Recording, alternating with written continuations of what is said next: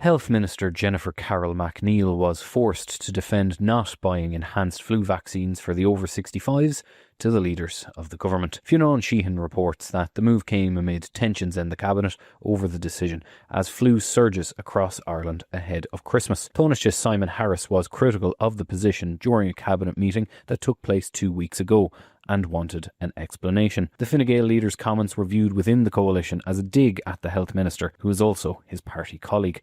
Miss Carroll MacNeill was absent with flu herself when the comments were made.